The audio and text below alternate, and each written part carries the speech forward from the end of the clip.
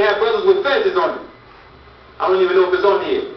Indigenous to America, of course we are. This is a quote right from the Jesuit letters that Dr. Jack Forrest put in his book, Africans and Native Americans. In 1524, the Carolina Coast people were said to be of dark color, not much unlike the Ethiopians, Africans, and Native Americans.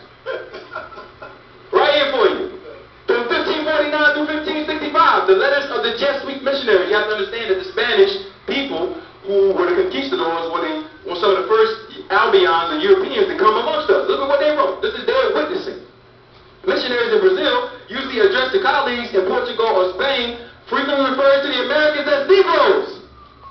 In April of 1549, Manuel de Nobrega, the leader of the Jesuits, addressed a letter from Bahia, which is in Brazil, to Simeon Rodriguez in Lisbon, in which he refers to the Portuguese in Brazil as living in sin because they're having many Negras and lots of children by the said black women. Thus, the Jesuit father called the American women living with Portuguese men Negras, a term which, according to Lake, could not have denoted people from Africa because in 1549 there were few or no African women in Bahia. Now, this is their explanation of it, but pay attention. Nonetheless, Nobrega uses the word Indio. Indios. Indios. What language is that? Spanish. In, with, Dios. God. They call us Indios because we were so close to God. That's what Indians comes from. God's people. When Africans are referred to in the Jesuit letters, they are always called Negroes de Guiana, blacks of Guinea or Africa, to distinguish them from Negroes de Terra, blacks of the land of the Americas. That's how they decipher it. Now, if anything doesn't make sense, a picture speaks 1,000 words. This is a 1,000-year-old petroglyph from Massachusetts. Massachusetts! Look! Is that a brother or what? You can barely see the feathers on his head, but he's wearing a crown of feathers. And they call it ancient Druidic history. It's Moorish history. Right in Massachusetts. Alright, that's a close-up. Definitely, we got a whole bunch of these. Now, this is from Orion, New York. I'm giving you this quick, but I want you to write some of this stuff down, some of the sources. All right? This is right here in New York, the Museum of American Indian History. And what is it? It's a tablet from Long Island, New York, dated 1000 BC. The tablet is in the Abenaki Micmac script, which is almost exactly the same as the ancient Egyptian Demotic script. The tablet reads Tabadet Tamil Was, which translates National Ship of the Moorish Nation in New York. They got it. They found it. It's in rare books. So where is Egypt? Where's the Moorish Empire? Right. The question then is, what was the extent of the empire of the so-called Egyptians or Moors, as this script was written in the Abenaki style of writing and not exactly as the 20th or 22nd dynasty style Demotic script, although extremely close, because it was an empire, international. All right, so we get the proof. This is just trade routes, a glimpse of the different monuments, the Celtic findings, and all these findings that all deals with Moorish history. We're going to send this out to you by email if we get a sheet, so you can do it by email. The language of the Moors: hieroglyphics, Arabic, and Ogham. This is from Zambia. Zambia, deep in the heart of Africa. The Arabs try to make you think that Islam is there. Please. The Prophet Muhammad's lineage went back to Ethiopia and Yemen. It was a brother. This glyph shows the hieroglyphics from Zambia. It shows the Kufic script, and the lines you see are another language that the Moors wrote in called Ogham. Ogham is found in Japan. Ogham is found in what we call Ireland. Ogham is found in Hawaiian Islands. They were taking the scripts and bringing that Kufic Arabic up to the ancient systems of writing, right in the heart of Africa. Okay? Real quick. This is from where? The Valley of Fire, Nevada. Over 1,300 years old. What does this say? Nabi Allah Muhammad. Right there. In Nevada. Not in Saudi Arabia, in Nevada. Okay?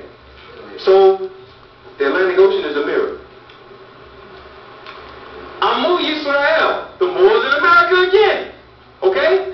This is, this was said to be Cherokee chicken scratch. They didn't know what it was. But then they found that the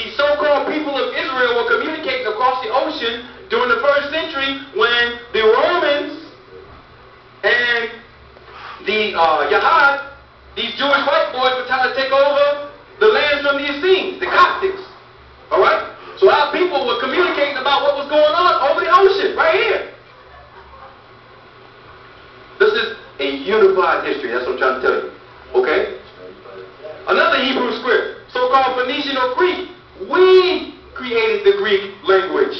You must understand. Aleph, Bet, Dal, Alpha, Beta, Gamma. This is the same language. Same one. All right? Negricia. Come on. Come on. Say it again. J. Rogers, sex and race. All right? This is Albuquerque, New Mexico. So-called Phoenician script all over with the parts of the Ten Commandments right there. This is all Moorish history. All right? Check this out. They'll throw the Algonquian on you. All the Indians spoke Algonquian. The Algonquian comes from Arabic.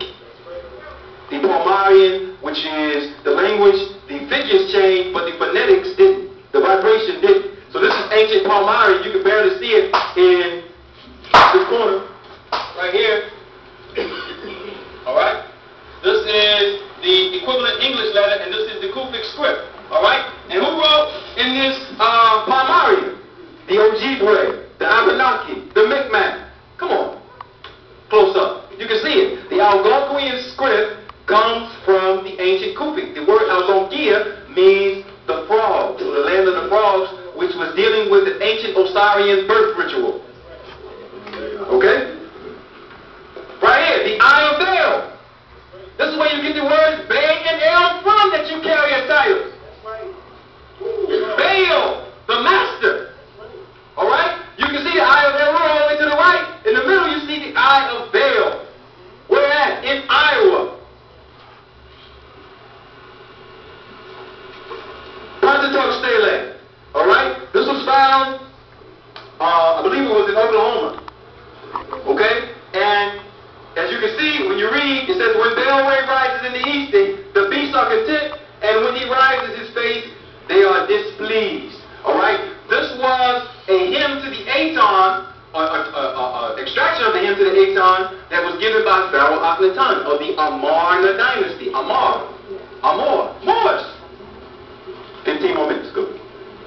Okay, yes, sir. Thank you, brother. Thank you. Now, this disc is very deep. I don't have time to break it up. But in our ancient system of Kemetic sun salutes, which we call Salat, we only prayed 3 times a day. We didn't pray 5 times a day. And the reason why we prayed 3 times a day is because we were dealing with the movement of the sun and how it affects the pineal gland, and there are particular hormones that are secreted at every point. Fajr, Zohr, Maghrib were the only time that we prayed. When the sun was at its rising on the crest, when it was at an absolute vertical alignment, and when it was resting on the horizon of Aten.